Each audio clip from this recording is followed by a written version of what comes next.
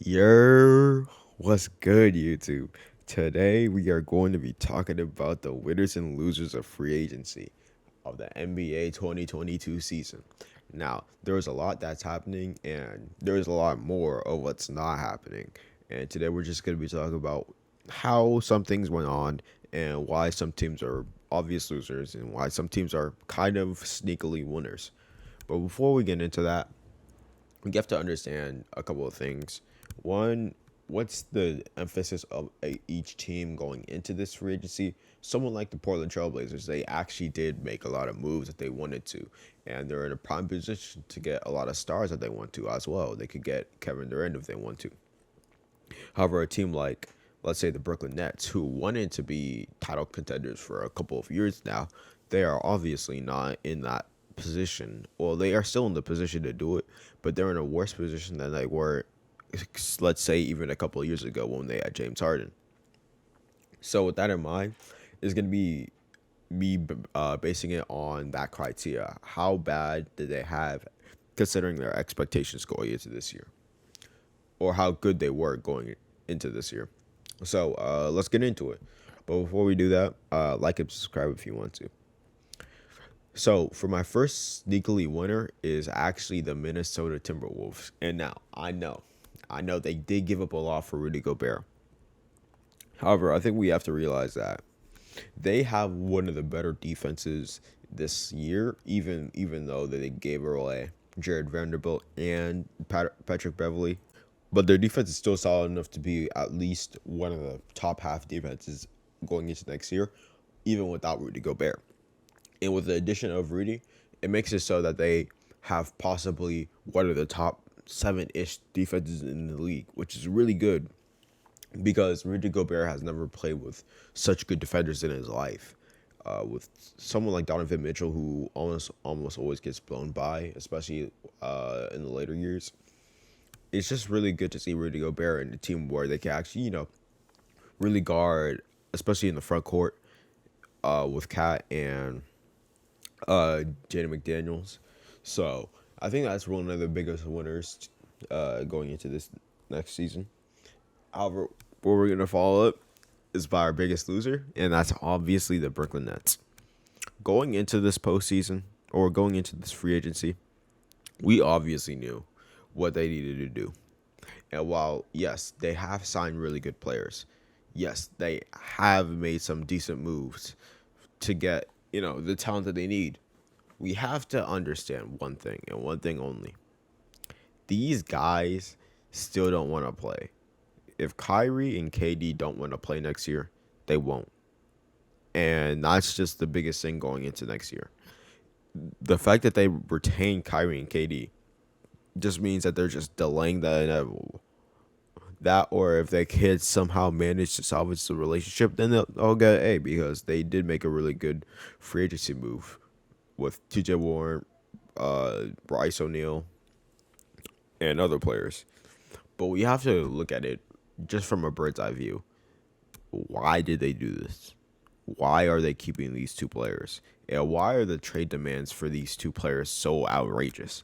Because a guy like Kevin Durant should not go for Karl Anthony Towns and a couple first round picks and a couple first round swaps. It makes no sense. But besides that, I just think that they're just delaying the inevitable where one of those two, if not both of them, have to get traded this year.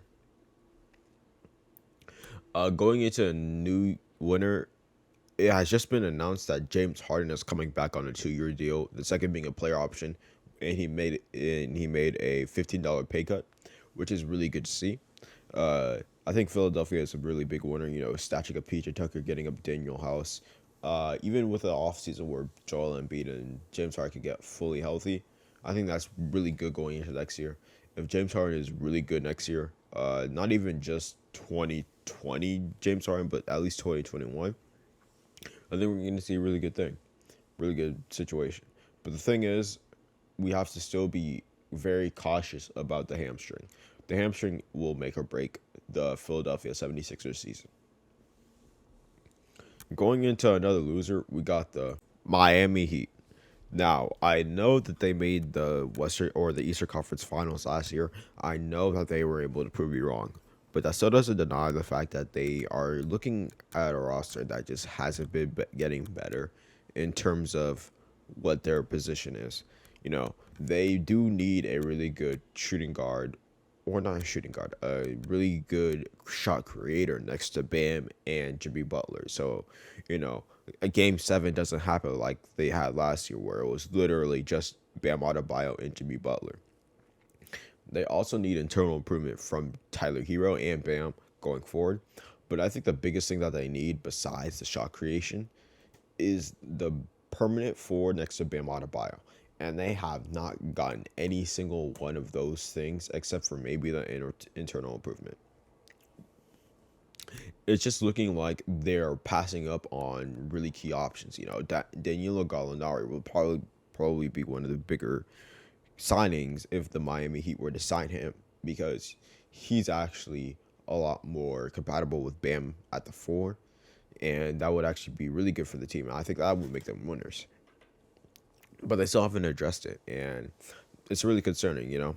The Miami Heat have settled for a lot of journeymen at the four with Jay Crowder and PJ Tucker, but now they have to kind of commit to someone at this point, and they just still haven't found the one. And the more this prolongs, the less their window of championship contention will go. Now, for a big winner, I genuinely think that the Sacramento Kings are kind of winners. They were able to let go of Dante DiVincenzo, who wasn't really that good for them. They were able to get Malik Monk, who had a really good season last year. They also grabbed a lot of guys like Kevon Huerter and Keegan Martin, the I think Keegan Murray, excuse me, the 4th overall pick.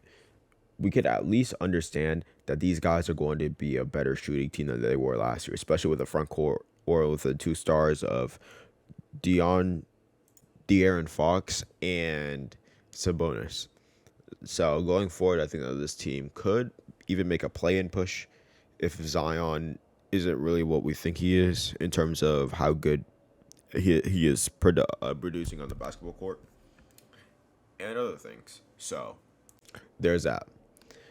And for the last loser of this NBA free agency class, I think I've already talked about it a little bit in the last video, but DeAndre Ayton. He's put himself into a new team, or he's trying to put himself into the new team, but he really wants to see a really good maximum contract. So far, no team has offered him that. Detroit was a big rumor going into this season. He hasn't gotten an offer from Detroit. The Phoenix Suns are actively trying to shop him for a sign and trade. He's still not going anywhere. Someone like the Brooklyn Nets have even denied getting DeAndre Ayton for Kevin Durant, especially if they only get Mikal Bridges. Which is sad to see because, Ayton is still one of the younger talents in the league, but it's still understandable why he may not be the best in terms of, throwing all that money for a guy like him. So that'll do it for me, though. I hope you guys are having a great one.